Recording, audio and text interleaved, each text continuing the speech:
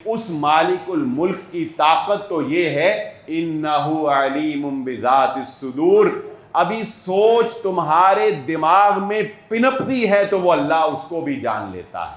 मुझे आपको ये डर तो है कि कहीं मेरी कोई ऑडियो लीक ना हो जाए, मेरी कहीं वीडियो लीक ना हो जाए।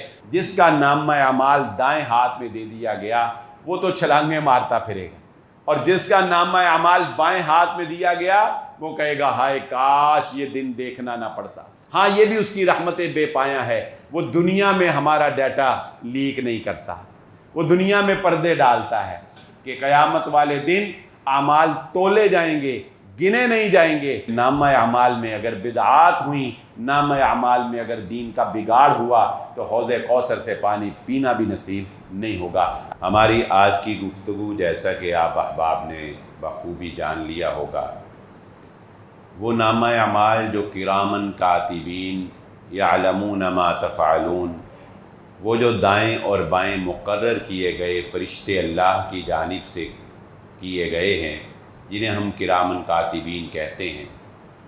अल्लाह ताला ने नेकी लिखने वाला फ़रिश्ता दाएं जानिब मुकर्रर किया और गुनाह लिखने वाला बाएं जानिब मुकर्रर किया। वो हर लम्हे को, हर सांस को, हर चीज़ को हमारी महफूज कर रहे हैं, और एक दिन ये नामा अमाल तैयार करके हमारे सामने पेश किया जाएगा। दुनिया इस वक्त ये कह रही है, आपने अपने मोबाइल फ़ोन के रिंगिंग ट्यून के ऊपर भी ये बारहा हुकूमत पाकिस्तान की जानिब से पैगाम सुना होगा कि अपने डाटे को महफूज बनाएं, अपनी ज़ाती मालूमात किसी से शेयर ना करें। वतन अज़ीज़ पाकिस्तान की सिक्योरिटी के लिए ये बात ज़रूरी है कि यहाँ के इदारों की, यहाँ के बिल्डिंग्स की निशानदही ना की जाए। इनकी पिक्चर्स और इनकी वीडियो जो हैं वो बैरून ममालिक किसी भी शख्स को या किसी भी गैर मुतल्लिका शख्स को ना भेजी जाएं। क्यों? इसलिए कि दुनिया ये जानती है कि इस वक्त असलहा के साथ साथ डाटा की भी एक जंग छिड़ चुकी है। वो मुल्क ताकतवर तस्वुर किया जाने लगा है जिसके पास पूरी दुनिया में लोगों की मालूमात सबसे ज़्यादा है।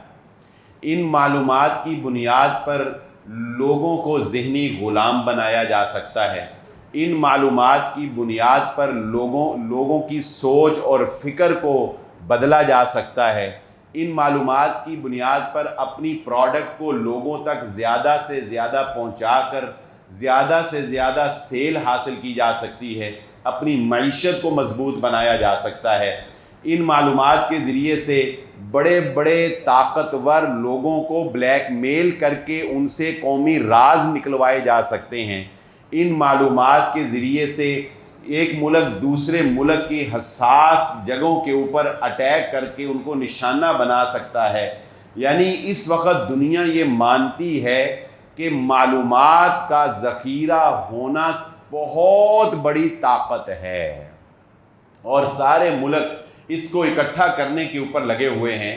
तो हम अपने आप से ये सवाल करते हैं कि इंसान जो इस महदूद से दिमाग और इस महदूद सी अक़ल से चंद लाख लोगों का डाटा महफूज करके इतना ताकतवर बन गया है, तो वो ज़ात जो आदम अलैहिस्सलाम से लेकर क़यामत तक के पैदा होने वाले लोगों के डाटे का मालिक है, उसकी क़ुव्वत का अंदाज़ा क्या होगा, उसकी ताकत और उसकी किबरियाई क्या होगी।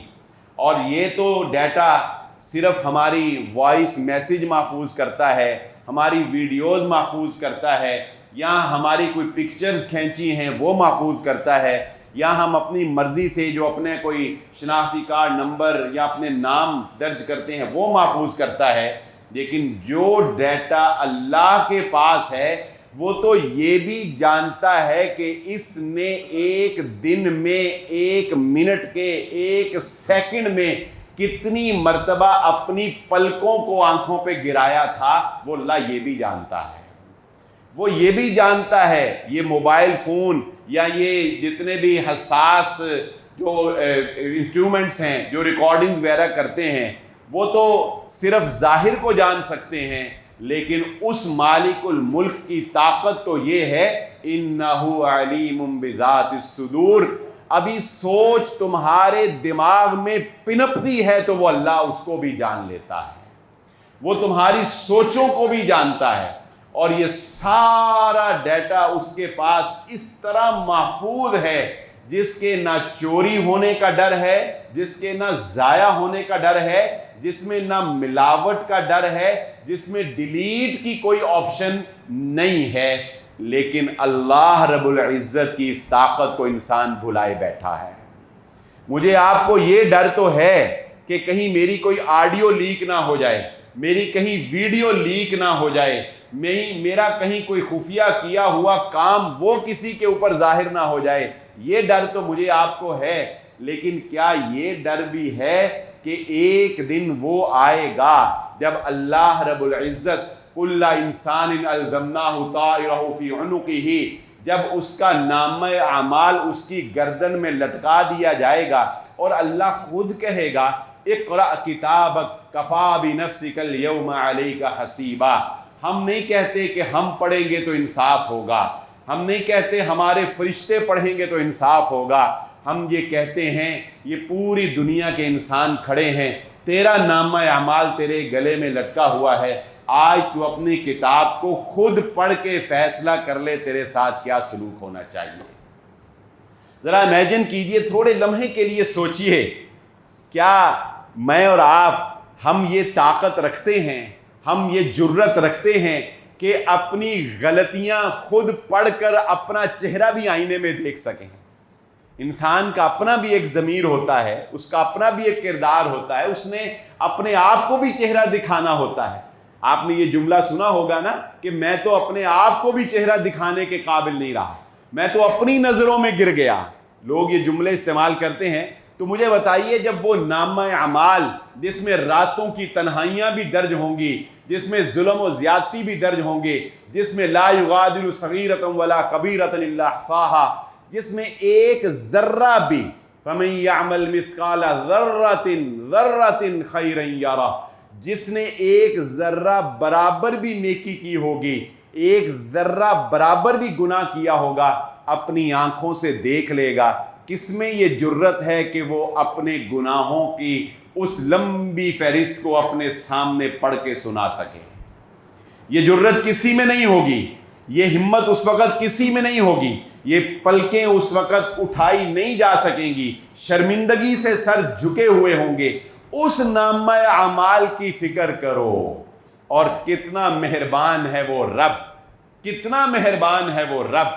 اس دنیا کے لوگ جب تمہاری ویک پوائنٹ کو، تمہارے گناہ کو حاصل کر لیتے ہیں تو تمہیں بلیک میل کرتے ہیں، تم سے اپنے کام نکلواتے ہیں، تمہیں لمحے لمحے پہ ڈراتے ہیں، اور ہر وقت دھچکا ہے کہ کہیں ڈیٹا لیک نہ ہو جائے، اور وہ اللہ کہتا ہے اے بندے فکر نہ کر، موت تک تیرا ڈیٹا ہم ظاہر نہیں کریں گے، تو خود کر دے تو تجھے پرواہ نہیں، تو خود ظاہر کرے گا، تو لوگوں کے عیب اچھالے گا، تو لوگوں کی برائیاں بیان کرے گا، اور ہم تو لحد میں اتار دیتے ہیں، ہم تو دنیا والوں کو یہ بھی نہیں بتاتے کہ اس لحد والے کے ساتھ کیا ہو رہا ہے، ہم تو نہیں ڈیٹا لیک کرتے۔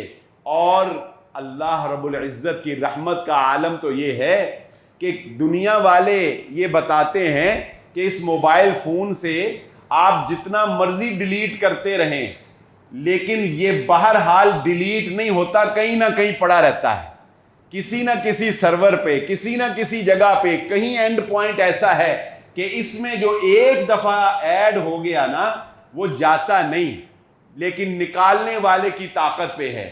لیکن وہ اللہ اتنا مہربان ہے، وہ کہتا ہے تیرا موبائل تو اتنی سی ڈیوائس ہے اور اس کے پاس تو صرف آڈیو ویڈیو ہے، ہمارے گواہ تو اتنے مضبوط ہیں، جس زمین پہ کھڑے ہو کے تو نے گناہ کیا ہوگا وہ زمین بھی گواہی دے گی، جن ہاتھوں سے تو نے کیا ہوگا وہ ہاتھ بھی گواہی دیں گے، جن قدموں سے چل کے گیا ہوگا وہ قدم بھی گواہی دیں گے، جن کانوں سے سنا ہوگا وہ کان بھی گواہی دیں گے۔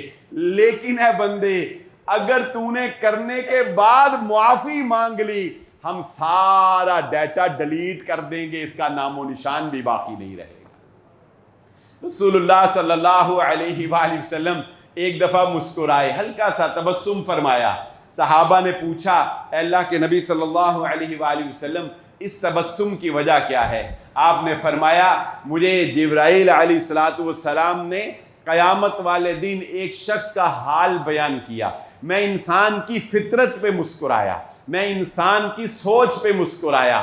کہا کہ قیامت کا دن ہوگا، ایک شخص اللہ کے سامنے پیش ہوگا، اللہ تعالیٰ اس کے نامہ اعمال کو اس کے سامنے رکھیں گے، اس کے گناہ اس کو دکھائے جائیں گے، وہ کہے گا میں نہیں مانتا۔ وہ کیا کہے گا؟ میں نہیں مانتا، کوئی گواہ نہیں، میں کیسے مان لوں؟ فرشتوں نے لکھا، سچ لکھا، جھوٹ لکھا۔ اللہ تعالیٰ کہیں گے چلو کوئی بات نہیں، اگر تو نہیں مانتا تو پھر کیا ہوا؟ اللہ تعالیٰ ان ہونٹوں کو حکم دیں گے، یہ ہونٹ بند ہو جائیں گے، پھر اللہ حکم دے گا، یہ ہاتھ بول کر کہیں گے ہاں ہم گواہی دیتے ہیں ان ہاتھوں سے یہ گناہ کیا کرتا تھا۔ یہ ٹانگیں گواہی دیں گی، ہاں ہم گواہی دیتی ہیں۔ یہ آنکھیں گواہی دیں گی، اللہ ہم گواہی دیتے ہیں یہ ان آنکھوں سے دیکھا کرتا تھا۔ یہ زبان گواہی دے گی، یہ چہرہ گواہی دے گا، یہ کان گواہی دیں گے۔ رسول اللہ صلی اللہ علیہ وسلم نے فرمایا، وہ انسان کہے گا ہائے افسوس کہ ان اعضاء کو جہنم سے بچانے کے لیے تو میں جھوٹ بول رہا تھا اور یہی اعضاء میرے خلاف گواہی دینے لگ گئے۔ وہ ان کو مخاطب کر کے کہے گا تمہیں تو میں بچانا چاہتا تھا، تمہیں تو میں بچانا چاہتا تھا اور تم ہی میرے خلاف گواہیاں دے رہے ہو۔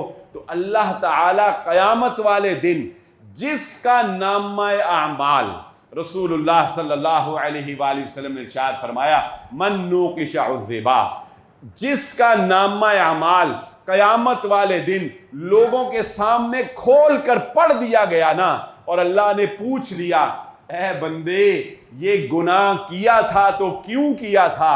نبی صلی اللہ علیہ وسلم نے فرمایا بندہ کیوں کا جواب نہیں دے سکے گا، بندہ کیوں کا جواب نہیں دے سکے گا۔ اس دن انسان کے پاس جھوٹ بولنے کی، سفارش کرنے کی، رشوت دینے کی، ٹال مٹول کرنے کی، چونکہ چنانچہ کرنے کی کوئی گنجائش نہیں ہوگی۔ جسے پوچھ لیا وہ مارا گیا۔ ہاں جس کو اللہ رب العزت نے بخشنا ہوگا، اللہ تعالیٰ اس سے رازداری میں اس کے تھوڑے تھوڑے گناہ اس کو یاد کروائیں گے، بندہ مانے گا، اللہ کہے گا چل کوئی بات نہیں، ہم نے دنیا میں بھی کسی کو نہیں بتایا، آج بھی نہیں بتاتے، چل تو جنت کے اندر چلا جا۔ اللہ تعالیٰ ہم سب کو مناقشے سے محفوظ فرمائے۔ ہم حساب نہیں دے سکتے، لیکن یاد رکھنا یہ نامہ اعمال جو دائیں اور بائیں لکھے ہوئے بیٹھے ہوئے فرشتے لکھ رہے ہیں، یہ قیامت والے دن جس کو اس کے سامنے سے اس کے دائیں ہاتھ میں پکڑا دیا گیا، وہ اپنے خاندان والوں میں دوڑتا ہوا آئے گا، کہے گا دیکھو میں راتوں کو اٹھ اٹھ کر عبادت کیا کرتا تھا، میں نے اس جنت کے لیے محنت کی تھی جس کے بارے میں محمد الرسول اللہ صلی اللہ علیہ وآلہ وسلم نے ارشاد فرمایا تھا۔ آپ نے فرمایا جو قافلے کے لٹنے سے بچنا چاہتا ہے وہ رات کے ابتدائی حصے میں سفر کرتا ہے، اور فرمایا یاد رکھنا اللہ کی جنت اتنی آسان اور سستی نہیں ہے جتنی تم نے سمجھ رکھی ہے۔ اللہ کی جنت آسان نہیں ہے۔ یہ ایک محاورہ تھا کہ عربوں کے ہاں اگر قافلہ ڈاکوؤں سے لٹنے کے لیے بچانا ہوتا تھا تو انہیں اپنی نیند قربان کر کے ساری رات سفر کرنا پڑتا تھا، اور جو رات کے آخری حصے میں سفر کرتے تھے ان کے قافلے لوٹ لیے جاتے تھے۔ تو یہ عربوں کے ہاں ایک دستور تھا۔ تو نبی صلی اللہ علیہ وسلم نے فرمایا جو جنت چاہتا ہے اسے آرام چھوڑنا پڑے گا۔ جو جنت چاہتا ہے وہ یہ نہ سمجھے کہ عیش و عشرت میں جنت مل جائے گی، تن آسانی میں جنت مل جائے گی، وہ یہ نہ سمجھے کہ من مانی میں جنت مل جائے گی۔ رسول اللہ صلی اللہ علیہ وسلم نے فرمایا اللہ کی جنت اتنی سستی نہیں ہے۔ اللہ کی جنت کا عالم تو یہ ہے کہ نبی صلی اللہ علیہ وآلہ وسلم نے ارشاد فرمایا قیامت کا دن ہوگا، ایک شخص جس نے ساری زندگی بڑی عیش و عشرت میں گزاری ہوگی. اللہ تعالیٰ فرشتے کو کہے گا اس کو صرف داخل نہیں کرنا، اس کو صرف جہنم کی ایک جھلک دکھا دو. جس نے زندگی میں کبھی شاید سر درد بھی نہ دیکھا ہوگا، اللہ کہے گا اسے ایک جھلک جہنم کی دکھا دو. جہنم کی ایک جھلک دیکھنے کے بعد وہ کہے گا یا اللہ مجھے یاد نہیں پڑتا کہ میں نے کبھی کوئی آسانی دیکھی ہو، کبھی کوئی خوشحالی، کبھی کوئی تن آسانی دیکھی ہو. اور آج کا انسان، میں اور آپ، چند دکھوں سے پریشان ہو کے زندگی سے بیزار ہو رہے ہیں. آج ہم چند مالی پریشانیوں سے دل برداشتہ ہو کے خودکشی تک پہنچ رہے ہیں. آج ہم سمجھ رہے ہیں کہ ہماری زندگی میں اگر روپیہ، پیسہ، دولت، شان و شوکت، عہدہ نہیں ہے تو جینے کا مقصد ہی کوئی نہیں ہے. اللہ کی قسم، رسول اللہ صلی اللہ علیہ وسلم نے فرمایا ساری زندگی تنگیوں میں گزارنے والا شخص، ساری زندگی پریشانیوں اور غموں میں گزارنے والے شخص کو اللہ فرشتے کو کہے گا اس کو جنت کی ایک جھلک دکھا دو. ایک جھلک دیکھنے کے بعد بندہ کہے گا یا اللہ غم کیا ہوتا ہے مجھے یاد ہی نہیں، غم کیا ہوتا ہے، پریشانی، دکھ کیا ہوتی ہے مجھے یاد ہی نہیں. اور آج کی گفتگو میں جو پیغام میں دینا چاہتا ہوں، جس بات کی کمی میں اور آپ دیکھ رہے ہیں، ہمارے سروں کے اوپر ایمانداری سے بتائیے گا، ہمارے سروں پر خطرے کے بادل منڈلا رہے ہیں کہ نہیں منڈلا رہے؟ ہم سب جانتے ہیں کہ کچھ بڑا ہونے والا ہے، ہم سب جانتے ہیں کہ کوئی بڑی جنگ چھڑنے والی ہے، ہم سب جانتے ہیں کہ صفیں بن چکی ہیں، ہم سب جانتے ہیں کہ برسر پیکار ہیں فوجیں ایک دوسرے کے سامنے، لیکن ہم اپنے کردار کو بدلنے کے لیے تیار نہیں ہیں. ہم جانتے ہیں کہ نبی صلی اللہ علیہ وآلہ وسلم نے جو قیامت کی نشانیاں بتائی تھیں وہ تیزی سے پوری ہو چکی ہیں.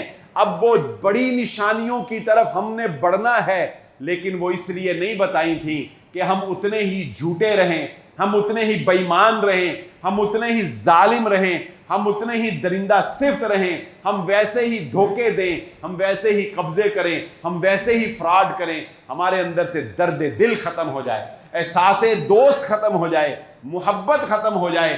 اس لیے نہیں بتایا تھا. ہم جانتے ہیں کچھ بڑا ہونے والا ہے، لیکن ہم اپنا کردار بدلنے کے لیے تیار نہیں ہیں.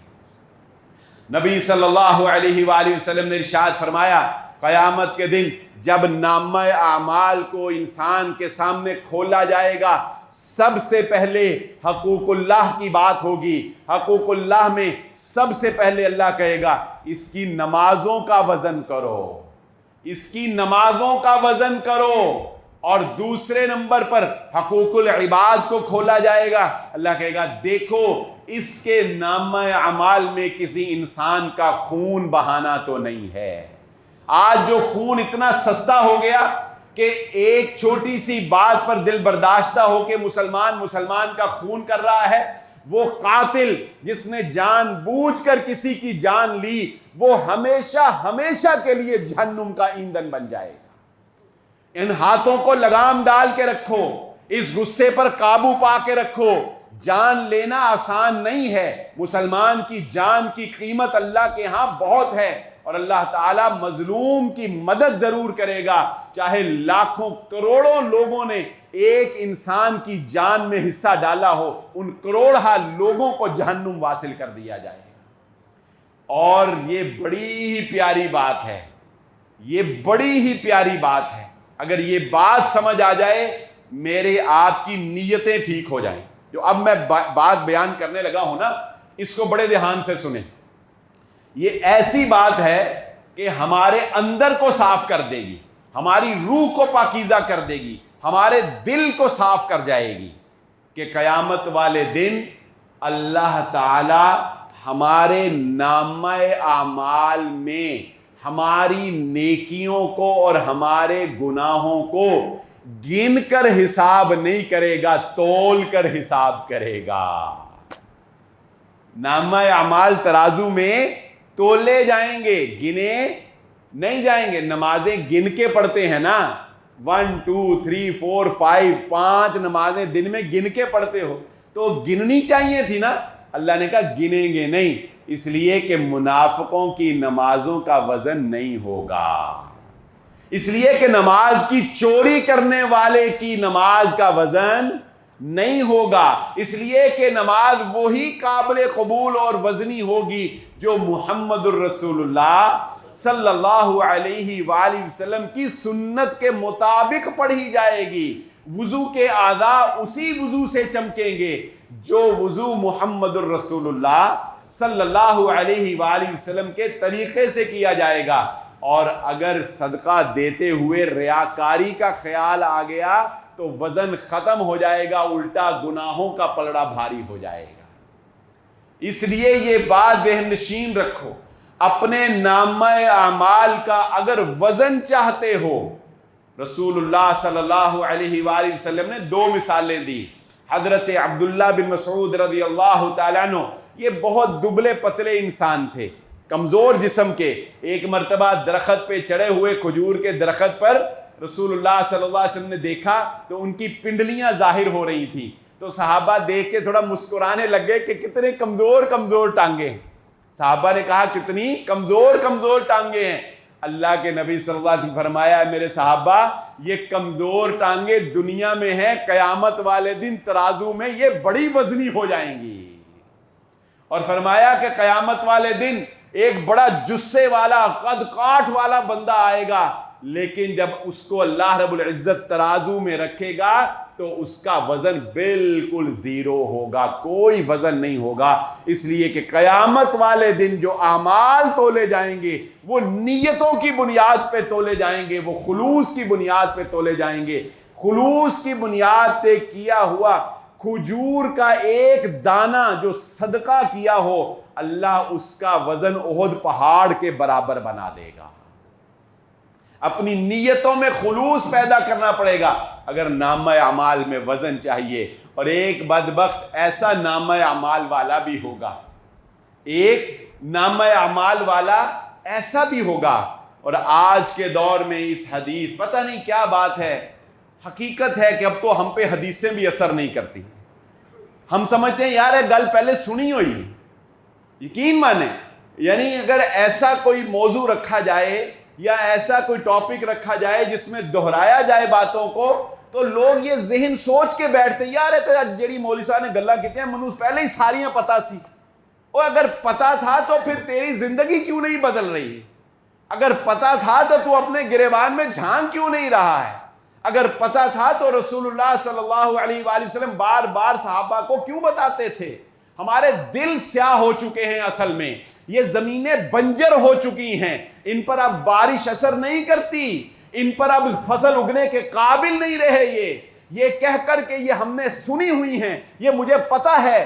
یاد رکھو یہ ہمارے ایمان کے سب سے کمزور ہونے کی دلیل ہے کہ ہم قرآن کی آیت سنیں اور نبی کا فرمان سنیں اور ہم پر بات اثر نہ کریں، ہم اپنا محاسبہ نہ کر سکیں، ہم اپنی غلطیوں کو جج نہ کر سکیں، ہم پھر بھی اپنے آپ کو صحیح سمجھیں اور ہیلے بہانے کر کے اپنے آپ کو طفل تسلیاں دے لیں، یہ ہماری ہلاکت کی علامت ہے۔ بلکہ میں اگر واضح الفاظ میں کہوں تو یہ اللہ کے ہم پر عذاب کی علامت ہے، یہ اللہ کے عذاب کی علامت ہے ہم پر کہ اللہ نے ہمارے دلوں کو پتھر بنا دیا اور ہم پہ باتیں اثر نہیں کرتی۔ رسول اللہ صلی اللہ علیہ وآلہ وسلم نے فرمایا ایک شخص اتنے بھاری بھرکم نامہ اعمال کے ساتھ حاضر ہوگا اللہ کے دربار میں کہ اس کے نامہ اعمال میں نمازوں کے انبار ہوں گے، اس کے نامہ اعمال میں صدقات کے پہاڑ ہوں گے، اس کے نامہ اعمال میں نیکیاں ہی نیکیاں ہوں گی۔ لیکن پھر اچانک کیا ہوگا؟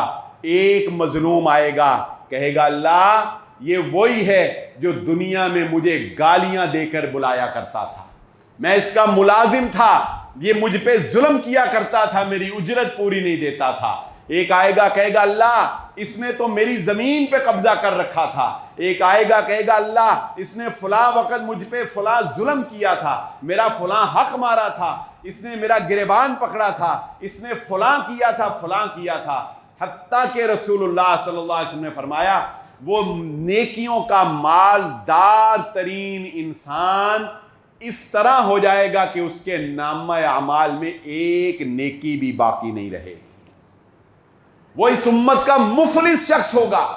کبھی تجزیہ کرنا اپنا کہ اگر میں پکا 5 وقت کا نمازی ہوں، کیا میں مالی معاملات میں لوگوں کے حق تو نہیں مار رہا؟ کیا میرے ملازم میری بد زبانی سے تنگ تو نہیں ہیں؟ کیا میری بیوی بچے میرے غصے سے سہمے ہوئے تو نہیں رہتے؟ کیا میں اپنے ماں باپ کا خدمت گزار ہوں؟ کیا میں اپنے ماں باپ کا حق ادا کر رہا ہوں؟ کیا میں نے رشتہ داروں کے ساتھ قطع رحمی تو نہیں کر رکھی؟ اگر یہ گناہ حقوق العباد کے تمہارے اندر ہیں، یہ حقوق اللہ کی ساری نیکیوں کو اس حدیث کے تحت ریزہ ریزہ کر جائیں گے۔ پھر یہی کافی نہیں ہے، اس سے بھی اگلی ہولناک بات، دلوں کو دہلا دینے والی بات یہ ہے کہ رسول اللہ صلی اللہ علیہ وسلم نے فرمایا ابھی اس کا حساب کتاب برابر نہیں ہوا ہوگا۔ برابری پر بھی جان چھوٹ جاتی تو شاید بچ جاتا۔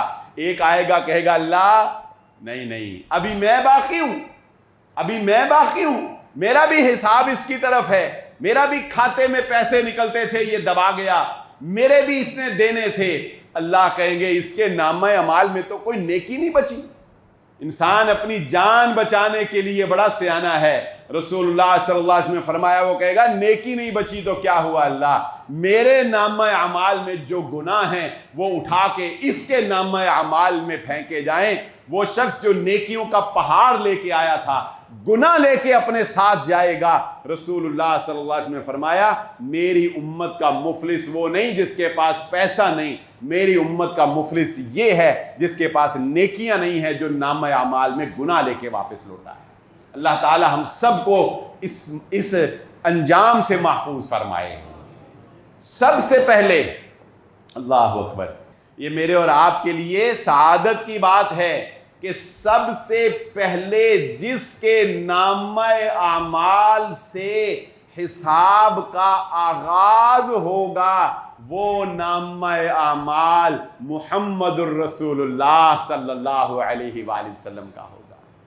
سب سے پہلے جس کا پیپر سامنے ہوگا، اور انہوں نے بھی اپنی ذات کے بارے میں یہ بات ارشاد فرمائی کہ لوگوں سنو میرے صحابہ، میں محمد صلی اللہ علیہ وآلہ وسلم بھی قیامت والے دن جنت میں جاؤں گا، لیکن اللہ کی رحمت سے جاؤں گا۔ اللہ اپنی رحمت سے مجھے جنت میں داخلہ عطا فرمائے گا، اللہ اپنی رحمت سے مجھے جنت میں داخلہ عطا فرمائے گا۔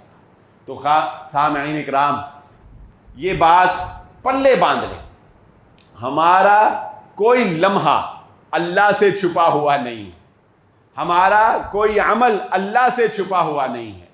اگر ہمیں اللہ کا خوف نہیں ہے نا، اگر ہمیں اس بات کا خوف نہیں ہے کہ قیامت والے دن مجھے جواب دینا ہوگا، تو دنیا کے خوف ہمارا کیا بگاڑ لیں گے؟ مجھے بتائیں، دنیا کے خوف ہمارا کچھ بگاڑ سکتے ہیں؟ ہم پولیس سے بچنے کے طریقے بھی جانتے ہیں کہ نہیں جانتے؟ ہم رشوت دینا بھی جانتے ہیں، ہم اپنے وکلاء کو ساتھ ملا کے اپنے عیوب چھپانا بھی جانتے ہیں، ہمیں چرب زبانی سے مقدمہ اپنے حق میں کرنا بھی آتا ہے، ہمیں سب کچھ کرنا آتا ہے، لیکن ہم اللہ کو دھوکہ نہیں دے سکتے۔ اور اللہ تعالیٰ کہتا ہے، اللہ تعالیٰ قرآن میں کہتا ہے، اے بندو یاد رکھنا، یہ نہ سمجھنا کہ تمہارا رب بھول جاتا ہے، یہ نہ سمجھنا کہ تمہارے رب کو یاد نہیں رہتا۔ اللہ تعالیٰ کہتے ہیں تمہارا رب بھولتا نہیں ہے، وہ ڈھیل دیتا ہے، وہ تمہیں مہلت دیتا ہے، وہ دیکھتا ہے کہ چل میرا بندہ کہاں تک گناہ کر سکتا ہے، کہاں تک یہ غلطی کر سکتا ہے، کبھی تو واپس آئے گا۔ لیکن حضرت عمر ابن خطاب رضی اللہ تعالیٰ عنہ نے جب ایک چور کو پکڑا تو اس کو حضرت عمر کے سامنے پیش کیا گیا۔ حضرت عمر ابن خطاب رضی اللہ تعالیٰ عنہ نے پوچھا، چل سچ سچ بتا دے یہ کتنویں چوری تھی، یہ پہلے اس سے تو نے کئی کی ہوں گی، نہیں پکڑا گیا ہوگا، یہ کتنویں چوری تھی؟ اس نے کہا جان بچانے کے لیے ہر چوری کہتا ہے۔ اس نے کہا پکڑا تو گیا، انہوں نے کہا جی پہلی چوری پہلا پھا۔ حضرت عمر رضی اللہ تعالیٰ نے کہنے لگے برخوردار بات یہ ہے، یہ پہلی چوری تیری ہو نہیں سکتی، اگر تیری پہلی چوری ہوتی اللہ تعالیٰ تجھے نہ پکڑواتا، تجھے مہلت دیتا، بندہ جب باز نہیں آتا پھر ہی اللہ کہتا ہے اب تجھے پکڑوا کے ہی چھوڑوں گا۔ یہ انہوں نے اپنی ایک حکمت اور دانائی سے اس کو بھانپتے ہوئے کہا کہ تیرا یہ پہلی چوری تیری نہیں ہے. اس نے کہا جی حضور پہلی چوری نہیں ہے. اللہ تو کہتا ہے بندے بعد آ جا، بعد آ جا، بعد آ جا. جب بندہ بعد نہیں آتا پھر اللہ تعالیٰ کہتا ہے اب تیری رسوائی لکھی ہے، اب لوگوں کے سامنے تجھے رسوائی کرنی پڑے گی برداشت، اس لیے کہ بعض گناہ ایسے ہیں جن کی سزا اللہ دنیا میں بھی انسان کو دے دیتا ہے. بعض گناہ ایسے ہیں جن کی سزا اللہ رب العزت انسان کو دنیا میں دکھا دیتا ہے. والدین کی نافرمانی ایسا گناہ ہے دنیا میں اس کی سزا مل جاتی ہے. ظلم ایسا گناہ ہے دنیا میں اللہ رب العزت اس کی سزا دکھا دیتا ہے. اور رسول اللہ صلی اللہ علیہ وآلہ وسلم کی وہ آخری حدیث سنا کے بات کو ختم کرتے ہیں. اللہ کے نبی صلی اللہ علیہ وآلہ وسلم تشریف فرما ہیں اور صحابہ اکرام بھی بیٹھے ہوئے ہیں. نبی صلی اللہ علیہ وآلہ وسلم اچانک مسکرانے لگے. اللہ کے نبی صلی اللہ علیہ وآلہ وسلم مسکرانے لگے. صحابہ کرام نے پوچھا اے اللہ کے نبی صلی اللہ علیہ وسلم آج آپ کے مسکرانے کی وجہ کیا ہے؟ نبی صلی اللہ علیہ وآلہ وسلم نے فرمایا ابھی ابھی میرے اوپر وہ صورت نازل ہوئی ہے، وہ صورت نازل ہوئی ہے کہ جس نے مجھے خوش کر دیا ہے، جس نے مجھے باغ باغ کر دیا ہے. وہ صورت کیا ہے؟ انا اعطیناک الکوثر فصل لربک وانحر ان شانئک هو الابتر. رسول اللہ صلی اللہ علیہ وآلہ وسلم نے فرمایا اللہ تعالیٰ نے مجھے یہ خبر دی ہے کہ قیامت والے دن اللہ تعالیٰ مجھے میری امت کی پیاس کو بجھانے کے لیے ایک حوض کوثر عطا کرے گا.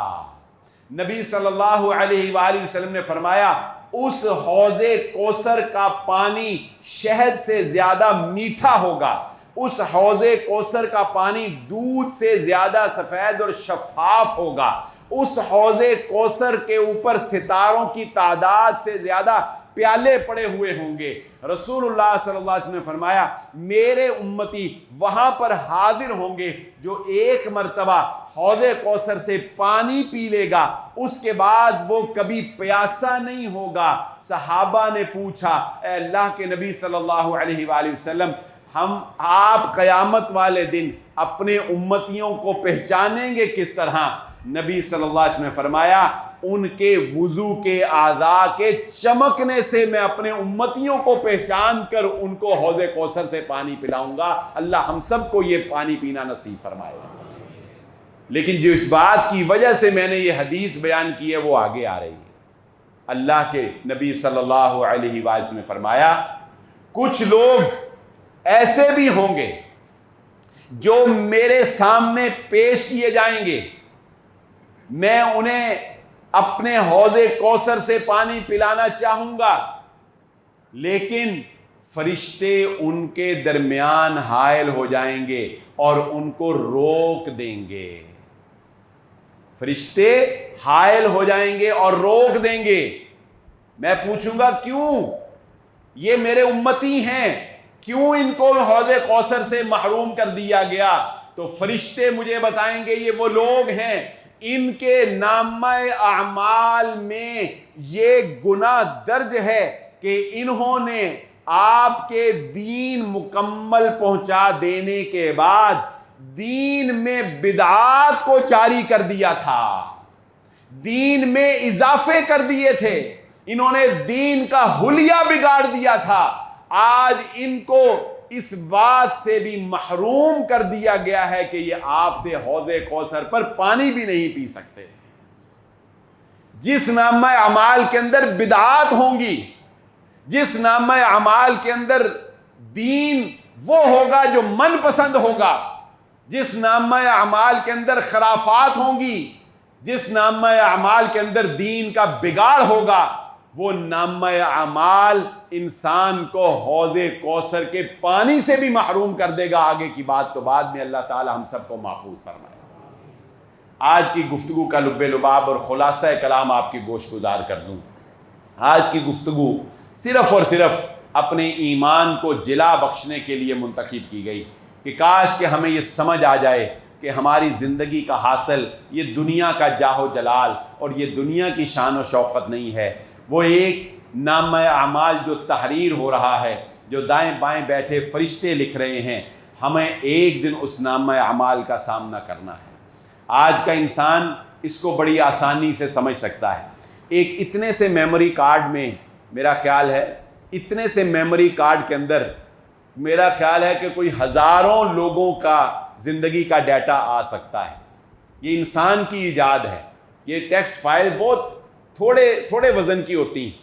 یہ جو ایکسل فائل یا جو ورڈ کی فائلیں ہوتی ہیں نا، یہ بہت ہلکی ہوتی ہیں، پھر ان کو کمپریس بھی کیا جا سکتا ہے. تو مجھے بتاؤ کہ اللہ تعالیٰ کے لیے ہر انسان کا نامہ اعمال تیار کرنا وہ کوئی مشکل ہوگا؟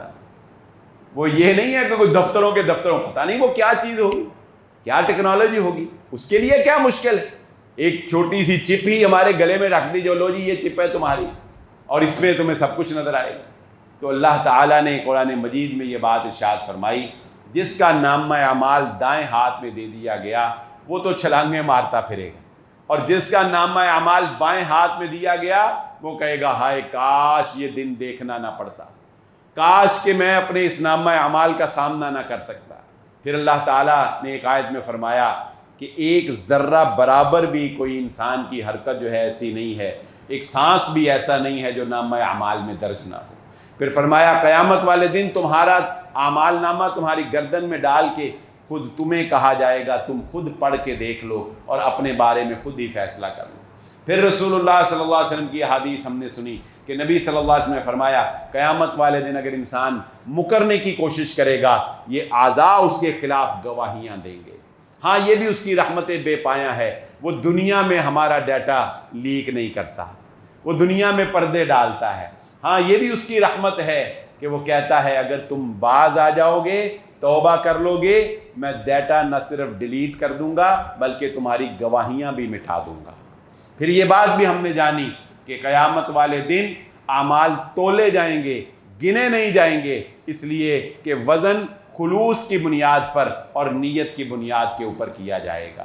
پھر یہ بات بھی ہم نے جانی کہ قیامت والے دن ایسے نامہ اعمال والے بدقسمت لوگ بھی ہوں گے جن کے نامہ اعمال میں نیکیوں کے انبار ہوں گے، لیکن ظلم و زیادتی اتنی کی ہوگی کہ وہ نیکیوں کے انبار ختم ہو جائیں گے اور دوسرے کے گناہ ان کے پلڑے کے اندر چلے جائیں گے. پھر آخر میں یہ بات بھی ہم نے جانی کہ نامہ اعمال میں اگر بدعات ہوئیں، نامہ اعمال میں اگر دین کا بگاڑ ہوا تو حوض کوثر سے پانی پینا بھی نصیب نہیں ہوگا. اللہ تعالیٰ سے دعا ہے اللہ تعالیٰ مجھے اور آپ کو جو کہا اور جو سنا سمجھنے کی اور عمل کرنے کی توفیق عطا فرمائے. وآخر دعوانا الحمدللہ رب العالمین.